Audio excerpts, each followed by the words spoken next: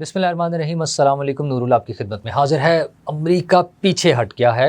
Iran और Israel की जो जंग है उसमें अपने मौक़िफ़ से, अपनी धमकियों से, लेकिन इसमें किरदार किसका है?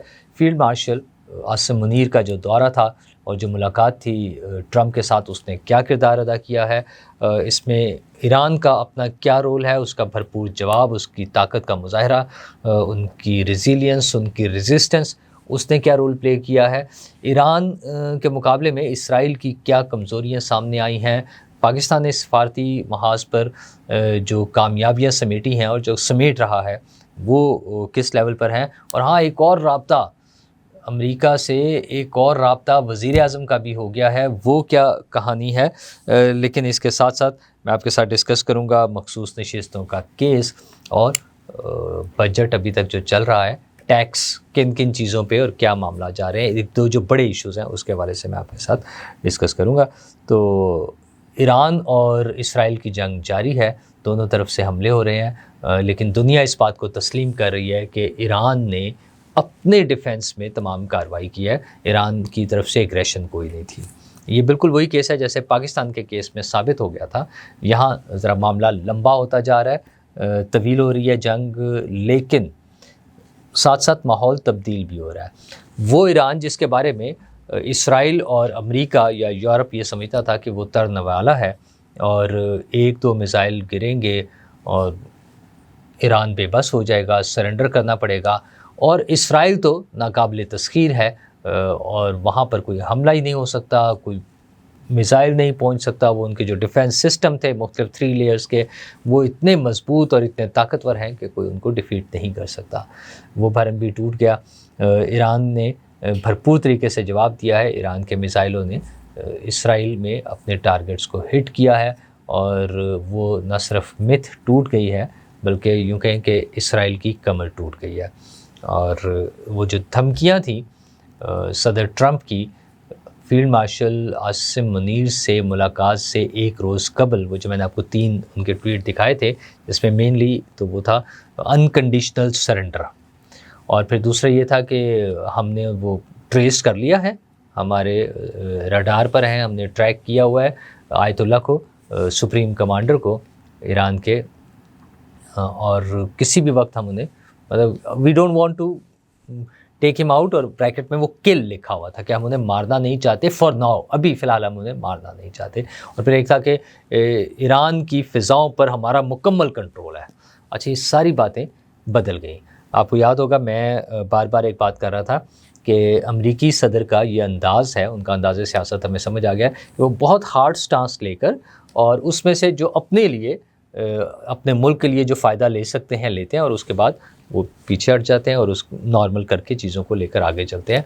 और हमारे army chief field marshal Asim Munir से जो मुलाकात हुई, जो 1 घंटे के लिए प्लान थी और 2 घंटे चलती रही, जिसमें ईरान के हवाले से भी ज़ाहिर बात हुई और उनके रिमार्क्स सदर ट्रंप के बड़े मानी खेज़ हैं कि जनरल आसिम मुनीर, बल्कि फ़ील्ड मार्शल आसिम मुनीर हमसे ज़्यादा बेहतर जानते हैं ईरान को और इस खित्ते को। अच्छा, ट्रंप का भी वही अंदाज़ है कुछ चीज़ों में कि ट्रंप का ख्याल होता है, या उनका कहना ये होता है सदर ट्रंप का, कि वो सबसे ज़्यादा जानते हैं चीज़ों को। अच्छा, और being that position, on that position, और हैविंग दैट पोजीशन, वो जो अमेरिका के सदर की ज़ाहिर है बहुत बड़ी पोजीशन है, ताकत के हवाले से, इन्फ्लुएंस के हवाले से पूरी दुनिया में, तो उस पोजीशन पर बैठकर वो ये कहते हैं कि मुझे तो सबसे ज़्यादा तो मुझे पता है, लेकिन हमें भूलना नहीं चाहिए कि ऐसे ही मज़ाहिया फ़िक्रे, इसलिए मैं मज़ाहिया कह रहा हूँ, उधर इसलिए नहीं लगते कि उनकी पोजीशन ये है। हमारे साबिक वज़ीर आज़म कैदी नंबर 804, वो जो बहादुर तरीन इंसान थे ना, बाल्टियाँ पहन कर छुप कर फिर रहे होते थे, काली बाल्टियाँ पहनी होती थी, वो भी दुनिया भर के बारे में ये कहते थे कि मुझे सबसे ज़्यादा पता है। तो ट्रंप साहब ने तो वो उड़ा के रख दिया, उन्होंने कहा जी हमसे ज़्यादा तो आसिम मुनीर को पता है। तो आसिम मुनीर से वो मुलाकात थी, ईरान के हवाले से भी बात हुई, और नॉट नेसेसरीली कि सिर्फ उस मीटिंग की वजह से, उसमें सदर ट्रंप की अपनी स्ट्रैटेजी, उनकी प्लानिंग, और सबसे अहम चीज़ ईरान का जवाब, ईरान का भरपूर जवाब, उन्होंने जिस ताकत का मुजाहरा किया, जिस रेजिस्टेंस का मुजाहरा किया, जो मज़ाहमत शो की है और जिस तरह से मुकाबला किया है, اس نے صدر ٹرمپ کو مجبور کیا کہ انہوں نے اپنا رویہ تبدیل کر لیا. وہ کہہ رہے 2 ہفتے کے لیے انہوں نے ملتوی کر دیا اس پر فیصلہ کہ کیا کرنا ہے. جو پہلے تھا نا کہ حتمی منظوری دے دی، جو ہم بتا رہے تھے کہ ڈیلی میل کے حوالے سے خبر تھی، اس کے بعد میں تردید بھی ہوتی رہی کہ نہیں ہم نے ابھی فیصلہ نہیں کیا. اب فائنلی ان کا آیا کہ 2 ہفتے کے لیے فیصلہ ملتوی کر دیا. اچھا، آج کے جنگ اخبار نے فرنٹ پیج پر اگر ہم اس کی سٹوریز دیکھیں تو کہ ایران کے جوہری پروگرام کو اگر نقصان پہنچا سکتا ہے تو وہ امریکہ کے جہاز اور بم، ان کے حوالے سے یہ سٹوری پبلش کی ہوئی ہے. اچھا، لیکن اس میں بھی مختلف آراء ہیں، اور بعض ماہرین کا خیال یہ ہے کہ جس ڈیپتھ میں وہ ان کے ایران کے جوہری تنصیبات ہیں، امریکی جہاز اور امریکی بم وہاں تک نہیں پہنچ سکتے. اگر کانکریٹ کی لیئرز نہ ہوں بیچ میں پھر بھی نہیں پہنچ سکتے. اگر وہ ہیں پھر تو بالکل ہی نہیں پہنچ سکتے، لیکن اگر کانکریٹ کی لیئرز نہ بھی ہوں تب بھی اس ڈیپتھ تک نہیں جا سکتے. اچھا، یہ ایشو نہیں ہے کہ وہ وہاں تک جا سکتے ہیں یا نہیں جا سکتے ہیں. ممکن ہے، ٹیکنالوجی ایسی چیز ہے کہ کچھ ہڈن چیزیں ہوتی ہیں. جیسے چائنا نے اپنی ہڈن پاور، اپنی ٹیکنالوجی کا مظاہرہ کیا، وہ جو دنیا کو نظر آئی ہیں اس جنگ میں. ممکن ہے امریکہ کے پاس بھی کچھ ایسی چیزیں ہوں جو ابھی دنیا کو معلوم نہیں ہیں عسکری حوالے سے، لیکن اس کے باوجود جو اصل کام ہے وہ ایران کی ہمت، ایران کا جواب ہے جو انہوں نے اس موقع پر دیا ہے. اچھا، اور قوموں کی زندگی میں یہ بڑے اہم مرحلے ہوتے ہیں، اور میں اس کو بار بار اس کی ریزمبلنس دیکھتا ہوں پاکستان والے معاملے کے ساتھ، کہ پاکستان کو بھی بھارت نے اسی طرح سے سمجھا ہوا تھا کہ ہم یوں جائیں گے اور یوں آ جائیں گے. اور انفارچونیٹلی ہمارے اپنے لوگ، اپنے تو کہنے پڑتے ہیں نا، چاہے پی ٹی آئی کے وہ علیمہ خان صاحبہ ہوں یا دیگر لوگ جو ہیں، وہ کہتے تھے کہ یہ تو ڈرامے بازی ہو رہی ہے، مودی نے اور نواز شریف نے مل کے پلان کیا اور وہ آئیں گے اور چپیڑ ماریں گے اور چلے جائیں گے. اور پھر وہ چپیڑیں مودی کو پڑ گئی، مطلب بھارت کو پڑ گئی. پاکستان نے بھرپور جواب دیا، اللہ نے کرم کیا، ہم اس میں سرخرو رہے. اور مجھے امید ہے کہ اس جنگ میں بھی اسرائیل کا جو جارحانہ، غیر منصفانہ اور ظالمانہ رویہ تھا، اس کا انہیں سبق مل جائے گا. اور دنیا بھر میں یو این کا جو اجلاس چل رہا ہے اس حوالے سے بھی جو خبریں آ رہی تھی کہ اس میں پاکستان، چائنا اور رشیا، ان سب کا موقف یہی ہے کہ ایران کو اپنے دفاع کا مکمل حق ہے اور یہ فوری طور پہ سیز فائر ہونا چاہیے، اسرائیل کو پیچھے ہٹنا چاہیے اپنی بدماشی سے. تو ہوپ فلی یہ ہو جائے گا. لیکن اس دوران میں اور بھی بڑی چیزیں چلتی رہیں. بس آپ نے دیکھا ہوگا کہ وہ ایک انڈین نان سینس قسم کی وہ ایک ویب سائٹ جس کو CNN18 کہہ لیں، یا ہے انڈین، وہ CNN بھی نہیں ہے، بلکہ میرے خیال میں تو CNN انڈر 18 ہونا چاہیے، کیونکہ وہ ایک اممیچور اور نان سینس خبر چلائی گئی کہ امریکہ نے پاکستان سے فوجی اڈے مانگ لیے ہیں. اور پھر چلایا گیا کہ اس کی قیمت چکانی پڑے گی، دیر از نو فری لنچ. وہ ایک ٹپیکل جو محاورہ ہے اس کو اس لنچ کے ساتھ اٹیچ کر دیا گیا جس پر صدر ٹرمپ نے فیلڈ مارشل عاصم منیر کو بلایا تھا. اچھا، اور وہ اصل مقصد کیا ہوتا ہے؟ لوگوں میں نفرت پھیلانا. ہیٹ سپیچ کے اس میں جو آتی ہے نا باتیں، وہ ایگزیکٹ وہ تھی. اور عمران خان صاحب کے پیارے، پی ٹی آئی کے حامی، اصل میں تو پی ٹی آئی کے بھی کیا حامی ہیں، وہ ملک میں نفرت پھیلا کر، ملک کے خلاف نفرت پھیلا کر، ملک کے مفادات کے خلاف کام کر کے وہ اپنے ڈالرز کمانا چاہتے ہیں. اور پاکستان میں ظاہر ہے انسٹیبلٹی، وہ تو پی ٹی آئی کا ایک پراپر ایجنڈا ہے نا. آپ کو یاد ہوگا نا وہ خطوط لکھنے سے، جب صوبائی وزرائے خزانہ نے کہا تھا، پوچھ بھی لیا تھا بلکہ کہ سر اس سے پاکستان کو تو نقصان نہیں ہوگا. انہوں نے کہا پھر کیا ہوا، عمران خان امپورٹنٹ ہے، پاکستان کا نقصان ہو جائے. پھر پاکستان کے خلاف خطوط لکھے گئے، یو این میں گئے، ہیومن رائٹس کی اس میں گئے، آرگنائزیشنز میں، دنیا بھر میں احتجاج کر لیے، پاکستان کو بدنام کرنے کی کوشش کر لی. تو یہی وہ کوشش تھی جو عمران ریاض جیسے، وہ تھا نا ان کے بارے میں مشہور ہوا گیلا تیتر بھی انہیں کہا جا رہا ہوتا تھا. تو وہ گیلے تیتر اور وہ صابر شاکر صاحب نے بھی وہ سارے وہ ٹویٹس لگائے اس اسکرین شاٹ کے ساتھ، صرف نفرت پھیلانے کے لیے. اور پی ٹی آئی والوں نے دھڑا دھڑ اس کو ظاہر شیئر کیا. وہ پاکستان کے خلاف بات ہو، نفرت پھیلائی جا رہی ہو، تو ان سے زیادہ خوش کون ہو سکتا ہے پاکستان کے دشمنوں سے؟ اور پاکستان کے دشمنوں میں پاکستان میں پی ٹی آئی کے لوگوں سے زیادہ اور کون ہو سکتے ہیں؟ ان کا جو سوشل میڈیا، اچھا یہ بار بار بات ہو چکی ہے، ان کا جو مین اس میں ہب ہے وہ پاکستان سے باہر بیٹھا ہوا امریکہ میں، اور جس میں میجورٹی انڈینس تھے، وہ بھی آپریٹ کر رہے تھے، ایسی بھی خبریں آئیں. اور یہاں پر جو ان کے موجود لوگ ہیں وہ بے وقوفی میں بھی، اور ظاہر ہے وہ اس پلاننگ کا حصہ بن گئے ہیں، یا اس تحریک کا تحریک انتشار کہہ لیں، پاکستان کے خلاف نفرت کی تحریک کہہ لیں، جس کو انہوں نے تحریک انصاف کا نام دیا تھا، اس تحریک کا جو لوگ حصہ بن گئے ہیں وہ فار اینی ریزن، وہ سوچتے سمجھتے ہوئے انجانے میں، بے وقوفی میں، بے وقوف بن کر جیسے بھی ہیں پاکستان کے خلاف نفرت پھیلا رہے ہیں۔ ہاں، عمران ریاض خان اور صابر شاکر جو ہیں وہ ٹویٹ ڈیلیٹ کر گئے بعد میں، لیکن بہرحال جو کہتے ہیں نا ڈیمیج ہیز بین ڈن، انہوں نے جو نقصان پہنچانا تھا پہنچا لیا، لیکن کامیابی اپنی جگہ ہے، اللہ کا کرم ہے۔ میں نے بتایا نا کہ جیسے یہ سارا کچھ ہوا ہے، یہ ملاقات، اسی طرح بلاول بھٹو زرداری جو دورے پر گئے ہوئے تھے اپنے وفد کے ساتھ، پاکستان کے وفد کے ساتھ، وہ بھی بڑی کامیابی سے دنیا بھر میں انہوں نے جن ممالک میں گئے پاکستان کا کیس پریزنٹ کیا۔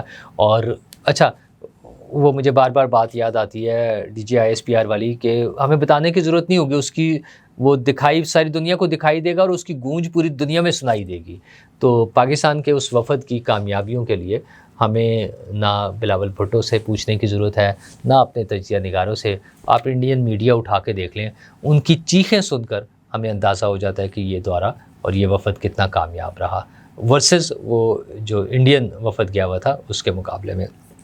تو یہ وہ واپس پہنچ رہے ہیں، ہمارے آرمی چیف بھی آئی تھنک اگلے 1-2 دن میں واپس آ جائیں گے۔ ہاں، جو اہم خبر ہے وہ ہے کہ امریکہ نے وزیر اعظم شہباز شریف سے بھی رابطہ کر لیا ہے۔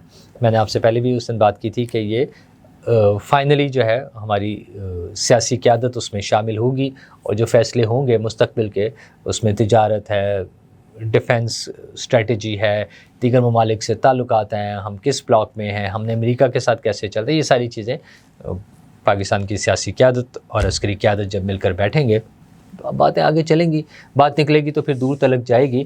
تو یہ باتیں ابھی چلنی ہیں۔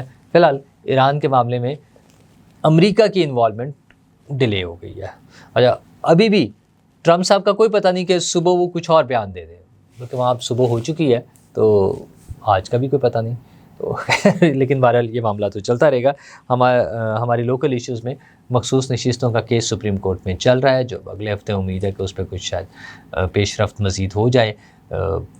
مجھے نہیں لگتا کہ پی ٹی آئی کو وہ نشستیں ملیں گی، کیونکہ پی ٹی آئی کے وکیل سلمان اکرم راجہ کا اپنا موقف یہ تھا کہ یہ نشستیں پی ٹی آئی کو نہیں بلکہ وہ جو متحدہ مجلس سے کیا تھا مجلس وحدت المسلمین ان کو دے دی جائے، وہ ایک ایسی جماعت کو دے دی جائے جس کے سربراہ نے خود اپنی پارٹی کے انتخابی نشان پر یا اپنی پارٹی کی طرف سے الیکشن نہیں لڑا تھا، اے، اور بی، اس پارٹی نے مقررہ مدت میں جب کاغذات جمع وہ اپنی نامینیشنز دینے کی ٹائم تھا انڈیپینڈنٹ یہ جو مخصوص نشستوں کے لیے، وہ جمع نہیں کرائی۔ یہ تو بالکل ایسے ہی ہے کہ الیکشن ہونے کے بعد 10 لوگ عدالت میں پہنچ جائیں کہ جناب اگر ہم الیکشن لڑتے تو ہماری پاپولیرٹی دیکھ لیں، ہم سب سے پاپولر ہے تو ہم نے جیت جانا تھا۔ تو اس کا جو پروسیس تھا کاغذات نامزدگی جمع کرانا، اس میں اس کی جانچ پڑتال، اس کے بعد حتمی فیصلہ، اور پھر الیکشن ہونا اور الیکشن میں حصہ لینا، وہ ساری چیزیں چھوڑ کے، اور اب چونکہ وہ اس کلیم پر کہ ہماری مقبولیت بہت زیادہ تھی اور اب وہ سیٹیں ہمیں دے دیں، مجھے تو یہ اس طرح کا کیس لگتا ہے۔ دوبارہ حتمی فیصلہ سپریم کورٹ نے کرنا ہے اگلے چند دنوں میں، میرے خیال میں پرابلی نیکسٹ ویک میں یا شاید اس سے اگلے ہفتے میں یہ فیصلہ بھی آ جائے گا۔ اور گڈ ٹو سی یو والا دور تو ختم ہو ہی چکا ہے، تو اور وہ تھا نا کہ گھر بیٹھے بٹھائے وہ آئندہ بھی کبھی مستقبل میں بھی کوئی اگر ہونی ہے غلطی تو اس پر بھی کیس نہیں بنے، میرا خیال ہے اب وہ نہیں ہوگا۔ تو یہ سارے معاملات ہیں۔ دوسری طرف ٹیکس کے معاملات ہیں وفاقی حکومت کے، خاص طور پر ایک تو ای کامرس پر ٹیکس 18% لگا دیا گیا۔ جو ای کامرس کے ماہرین ہیں وہ اس بات پر نالاں ہیں، وہ ایک ایسا سیکٹر ہے، ایک ایسی انڈسٹری ہے جو کوئی 17% کی گروتھ شو کر رہی ہے۔ تو کیا ایک ایسی انڈسٹری کو جو گروتھ دے رہی ہے ہمیں وہ روک دینا چاہیے؟ ہمیں اس بات کی شدید ضرورت ہے۔ اچھا، ای کامرس کے ذریعے ہم وہ چیزوں کو جو ہمارا نا ڈاکومنٹ کرنے والا معاملہ، اس طرف بھی ہم آ رہے ہیں۔ تو جو ہمیں آلریڈی ایک ایشو آ رہا ہے کہ چیزیں ہماری ڈاکومنٹ نہیں ہیں، تو اگر اس حوالے سے کام کیا جائے اور انہیں ریلیف دیا جائے، بلکہ ای کامرس کے حوالے سے لوگوں کو ریلیف دیا جائے، وہ اس میں شامل ہو، پاکستان میں پیمنٹ کی وصولی کے عمل کو آسان بنانے کے لیے جو عالمی ادارے ہیں اس حوالے سے کام کرنے والے، ان کے ساتھ اگر گورنمنٹ بیٹھ کر نیگوشیٹ کرے۔ وہ اس لیے نہیں آتے کہ یہاں پر اسپائی بہت چھوٹا ہے، سائز بہت چھوٹا ہے، وہ اپنے ایکسپینسز پورے کرنے کے لیے ان کے لیے شاید انہیں لگتا ہے کہ یہ ممکن نہیں ہے. پھر دیگر مسائل ہیں ہمارے یہاں نیٹ کی سپیڈ، مطلب بے شمار ایشوز ہیں. تو گورنمنٹ کو ان کو حل کر کے ای کامرس کے حوالے سے لوگوں کے لیے سہولتیں پیدا کرنے کی ضرورت ہے، نہ کہ ٹیکس لگا کر، ٹیکس بڑھا کر اور جو کام ہو رہا ہے اس کو بھی روکنے کی. تو اس حوالے سے گورنمنٹ کو ریویو کرنا چاہیے. گاڑیوں کے حوالے سے، پرانی گاڑیوں کے حوالے سے جو پہلے 3 سال تک کی پابندی تھی اس کو ختم کیا جا رہا ہے، اور سپٹمبر سے آنورڈز 5 سال پرانی گاڑیاں بھی منگائی جا سکیں گی. ان پر 40% ڈیوٹی بھی ہوگی، اور وہ بعد میں بتدریج سالانہ 10% کے حساب سے اگر کم کرنی ہے. بظاہر تو یہ ایک اچھی آپشن لگ رہی ہے، لیکن اس میں حکومت کو یہ دیکھنا ہوگا کہ کیا یہ ہماری لوکل انڈسٹری کو جو پاکستان میں مینوفیکچر ہو رہی ہیں گاڑیاں، اس میں کوالٹی کا ایشو ہے، ساری چیزیں، لیکن کیا یہ اس کو ڈسٹرب تو نہیں کریں گی؟ اس کا سلوشن نکالنا چاہیے بجائے انڈسٹری کو بند کرنے کے. کیونکہ پاکستان میں لگی ہوئی انڈسٹری، میری بھی بڑی ریزرویشنز ہیں ان گاڑیوں کے حوالے سے جو پاکستان میں بنتی ہے. اگرچہ بہت بہتر ہو گیا، ایک زمانے میں ان کے مسائل تھے کوالٹی کے حوالے سے، اب کافی بہتر ہو گیا. تو اگر کوالٹی کے حوالے سے مسائل ہیں تو گورنمنٹ کو چاہیے کہ ان سے کوالٹی پہ بات کرے اور اس کی کوالٹی بہتر بنائے. اچھا، اس انڈسٹری سے فائدہ کیا ہے؟ اس کے ساتھ وہ انویسٹمنٹ ہے پاکستان میں آئی ہوئی، فارن انویسٹمنٹ، اس میں پاکستان کے لوگوں کے لیے جابس ہیں. پاکستان، اس کے ساتھ ان کی جو الائڈ انڈسٹری ہوتی ہے، مختلف اس کے پارٹس گاڑیوں کے جو بن رہے ہوتے ہیں وہ پاکستان میں بن رہے ہوتے ہیں، وہ ایک بڑی انڈسٹری بن جاتی ہے. اس سے ہزاروں نہیں لاکھوں لوگ وابستہ ہوتے ہیں. جب ہزاروں گاڑیاں بکتی ہیں تو لاکھوں لوگ اس سے وابستہ ہیں اس گاڑی کی تکمیل کے لیے. اور پھر پوسٹ سیلز جو ہے اس میں بھی بہت سے لوگوں کی انوالومنٹ ہوتی ہے، ان کا روزگار ہے. تو حکومت کو اپنے لوگوں کے روزگار کے حوالے سے، اپنی انڈسٹری کے حوالے سے ان کے انٹرسٹ کو بھی واچ کرنا ہے. اور فار شور لوگوں کو سستی اور کوالٹی گاڑی اگر مل سکتی ہے، میری بھی یہی خواہش ہوگی کہ میں بھی ایسی گاڑی لوں. But at the same time government نے یہ فیصلہ کرنا ہے کہ وہ چوائس میں ایکوالٹی دی جائے، مطلب کوئی برابری کا موقع، لیول پلینگ فیلڈ جس کو کہا جاتا ہے نا، وہ تو دیا جائے نا. لوکل پلیئرز کو ہم نے مارنا نہیں ہے. پاکستان میں اگر سوزوکی کمپنی اتنی پرانی بیٹھی ہے اور وہ لو کاسٹ گاڑیاں کم آمدن والے لوگوں کے لیے بنا کر ان کو اتنی مدت سے دے رہی ہے، تو اس کو ہمیں دیکھنا ہے. ہونڈا اور ٹویوٹا اگر پاکستان میں بیٹھے ہیں، اور دیگر بڑے جو برانڈز ہیں، یہ سب جو پاکستان میں بیٹھے ہیں، ان کی ملینز آف ڈالرز کی انویسٹمنٹ ہو رہی ہوتی ہے. اچھا، اور اس انویسٹمنٹ کے ساتھ ان کے یہاں پہ پلانٹس لگنے کے ساتھ لوگوں کے روزگار وابستہ ہیں. تو ہمیں، ہماری حکومت کو ان سب کے بھی انٹرسٹ کو واچ کرنا ہے، اور پبلک کا تو فور شور ہے. تو یہ سب چیزوں کو دیکھتے ہوئے آگے چلنا ہے. امید ہے حکومت کے جو فیصلے ہوں گے وہ میرے، آپ کے، ہم سب کے لیے، اور پاکستان کے لیے، پاکستان کی معیشت کے لیے، اور پاکستان کے مستقبل کے لیے بہتر فیصلے ہوں گے. شکریہ.